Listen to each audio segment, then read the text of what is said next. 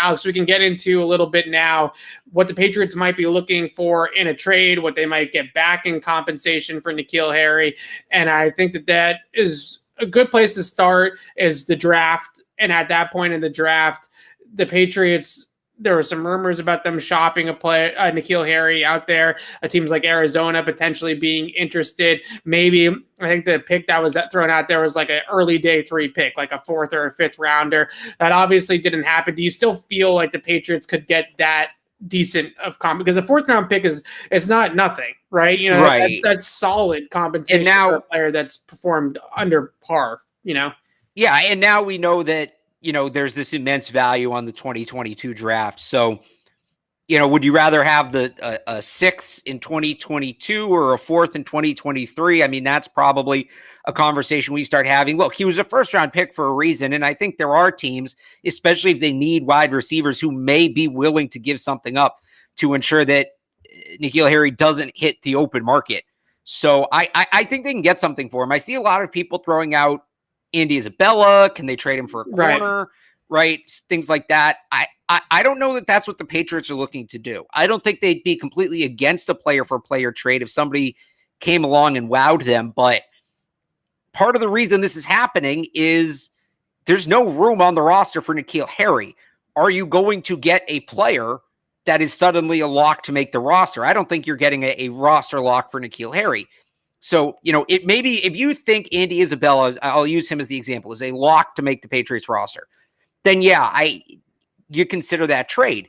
If not, would you rather have a player who you might end up cutting anyway, or you get, even if it is a 5th, the 6th round pick outside of the top 200, but you get to pick your own guy, you have 4 years of team control, and you're bringing him in a year or two down the road when the roster composition is different and maybe you have more room on the roster. So I don't see the player for player trade. I just don't think that's what the situation is going to be. I think they're going to do their best to recoup a pick.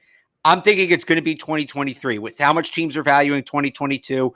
I think they'll try to get, if they can, because the report during the draft this year was a 4th round pick. I think they'll try to get a 4th or a 5th in 2023. And then either you have that pick and you can make it, or it helps you trade up in 2022. So that's kind of where I'm looking. And I think there are some teams that would be interested. I know we can get into maybe specifics, but I think it's much more likely to be player for pick than player for player. Right. So the one thing I want to mention is a lot of people in the chat, and I know people are going to talk about this in general, that N'Keal Harry is not worth a bag of footballs to anybody, right? That they'll be lucky to get any sort of compensation for him. But the one thing that I think is important with this trade, I'm not saying that the Patriots are going to get a 2nd round pick for him. Obviously, it's not going to be very big compensation, but you have to take the player and project him into a different system. Right? You're not taking the Patriots, N'Keal Harry, and saying a team is interested in that player. What you're doing is you're hoping, again, it's a hope, but you're hoping that a team was very high on N'Keal Harry in the draft, sees how they can use him specifically even 2 years later, and you can get a trade with a team that's maybe a little bit more of a vertical-based passing offense or a simplified passing offense. And that's why I think Arizona has come up, because I actually think it's N'Keal's camp that's putting Arizona out there, because it's an air raid route with Cliff Kingsbury, and it's a very simplified system where he's just going to be asked to run up the field. Right, he's going to be asked to run in a straight line out game.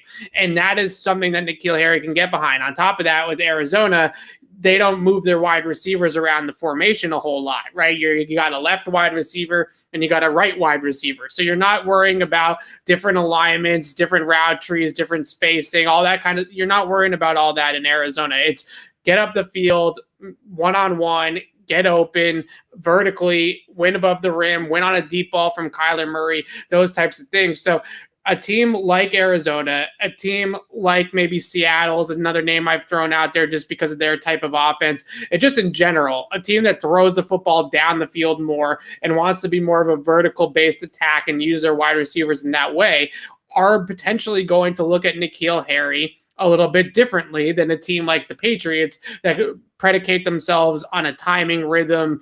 All the things that we've talked about with Cam Newton versus Mac Jones kind of apply to N'Keal Harry with the Patriots as well, with the type of offense that they run. So I won't say that the Patriots are going to get big-time compensation back for N'Keal Harry, but I do think there is a chance that another team looks at him and says, we think that he's a different player. Right. We think he should be used differently. We think that he has a different role here, and we're maybe not going to get a first-round pick out of him, but we're going to get a serviceable NFL wide receiver out of him, a little bit different than what we have seen here with the Patriots. So with all that being said, I do think a 4th or a 5th-round pick is potentially on the table. I wouldn't completely rule out a player-for-player swap if it benefits both sides. I think that can make a whole lot of sense. And you look at it and see, okay, I was just scouring our labs to look at cornerback depth charts, right? Like if you can trade N'Keal Harry for a disgruntled corner, that would probably be the one position where I think it's the most likely. Like, I don't think they're trading him for wide receiver. If they trade him, I think it's for a corner, maybe a safety. Right, and you get a player. Let's say a system change is going down, right? And they're going from more of a man-heavy system to now they're going to play more zone-heavy stuff. And that, I think, could be beneficial for both sides, right? They move a corner that's really a man corner, and they move him out of their zone system, and they put a player like N'Keal Harry that fits their offensive system. Or maybe there's a recent draft pick like N'Keal Harry at corner who's been a bust for the team that he's been on, and they want to move on and kind of swap failed first rounders or failed, top 50 players and go that direction. So I think those are possibilities. But I think mainly what the Patriots are going to end up having to do is probably give up a little bit too much in that type of package, depending on who the player coming back is. Like, would you tack on a pick to N'Keal Harry to get a better player back, I guess is the question I'm asking. At corner, maybe. Again, it's got to be somebody who's a roster lock. And I mean, you brought up a good point before. I just want to go back about, you got to recognize the player for what he could be, not what he is when you're talking about a trade. Right. That's what the Patriots have done for years. The Patriots have won Super Bowls on that concept, right? They gave up, what was it, a 5th-round pick, a 6th-round pick for Kyle Van Noy, who had struggled for a year and a half in Detroit because he wasn't being used right. They were playing him out of position. He wasn't playing to his strengths. He comes to New England. They found a better plan for him. He obviously turns into the player he is now. You're hoping another team identifies N'Keal Harry in that way. I wrote down a couple teams here that I'm looking at, and this is mostly for a pick. I don't think any of these would be player for player, but just that I find interesting. You mentioned Arizona. I think Washington as well, because they were brought up during free agency as a potential landing spot. I think you have to include Houston. They seem to be accumulating former Patriots. They did draft Nico Collins, who's a very similar player to N'Keal Harry, so we know they want those types of wide receivers. And also the Nick Caserio angle. Harry, make no mistake about it, Nick Caserio was a big N'Keal Harry guy. Right? Yeah. Like that was in a lot of ways, I would say, the pick where it kind of all went awry is that Nick Caserio and Bill Belichick were both very high on N'Keal Harry because of their experiences with N'Keal Harry in the top 30 visit and things of that nature. The scouts had a much different ranking on their board of the wide receivers than Caserio and Belichick did. They went with their gut and they picked N'Keal Harry, and that's why we're here. So Nick Caserio is a big N'Keal Harry guy. So if there's somebody on Houston's roster that maybe the Patriots like, that's a definite possibility, I would say. So I'll add 3 more. These are kind of longer shots here. The New York Giants, you have the Joe Judge connection. On top of that, the Giants did sign Kelvin Benjamin a couple weeks ago. So again, I'm not saying N'Keal Harry's Kelvin Benjamin, but there's a prototype there. So maybe that, and they don't have a ton. They have a lot of wide receiver depth. They don't have a ton of NFL experience. So he's a guy who maybe fits in. And then 2 more that are going to make you jump. The Green Bay Packers. Yeah, Green Bay's an interesting one. We've heard that Aaron Rodgers is upset. They don't give him first-round wide receivers. Here's a first-round wide receiver to bring in. And then the other one's the Kansas City Chiefs. They lost Sammy Watkins. They don't really have – most of their receivers are like smaller, quicker, shiftier guys, and that's their system, and that works. But you want one bigger jump ball guy, and I know they have Travis Kelce, but if they want to prevent, Travis Kelce going up and getting knocked around by safeties in the red zone, N'Keal Harry would be a solid alternative. You don't have to play him a ton. He also played well against the Chiefs. That was one of his better games, was against the Chiefs last year. So they have solid tape on him. I don't know if the Chiefs would trade for N'Keal Harry, but if it did get to the point where he got cut, I would not be shocked to see them maybe, inquiring and making that call and seeing if they could bring him in. Yeah, I actually like the Green Bay idea a little bit too, because on top of all the stuff with Aaron Rodgers that's going on, Devontae Adams is coming up to free agency as well, and he wants a new deal, and he already put it out there that he would be interested in potentially reuniting with Derek Carr, his college quarterback. And it just seems like there's some things awry in Green Bay right now between all those guys.